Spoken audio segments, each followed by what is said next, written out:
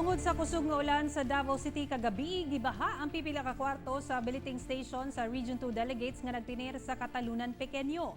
Samtang usa ka kobra ang napalgan sa usas sa mga kwarto. Aning report.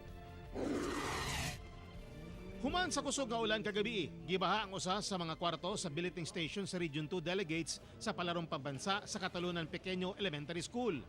Gibalhin gilayon ang mga atleta human mitulong atop sa kwarto nga ilang gipuy-an. Gani miapaw pa ang tubig sa septic tank tungod sa tubig ulan. Hinoon, gibalhin na ang mga atleta og kwarto o gipangbulad na ang ilang mga matres aron doon na sab sila'y katulgan unyang gabi. Pati sugas tubig tungkol sa ulan, dugay undang sir. Mga halos mga 3 hours ang ulan. Apan ang gikagubtan, mao ang pagkakaplag sa usa ka kobra sa kwarto sa mga opisyal sa Region 2 delegation. Wala na magpa-interview si Amir Aquino, Chief sa Public Affairs sa Region 2. Apan iyang gisaysay nga nakitaan ang halas ilawom sa usa sa mga matres. Tungod sa ilang kabalaka, nangayo sila og tabang. Ang taga-Task Force Davao nga si Corporal Fernan Bernadas lamang ang midakop sa kobra. Walay laing misulay og dakop sa kahadlok nga mapaakan tungod kay lakayo ang pinaakan niini. Alalay lang ka to sir kay siya may hawad din dakop. Hanganin po kung dakop kay siyempre kobra. Laki na sir.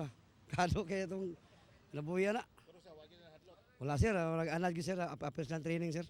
Daling giturn over ang kobra sa barangay kung asa giturn over usab sa Wildlife Park. Kauban si Leo Arcaje sa kamera. Ako si Teco Campo para sa One Mindanao.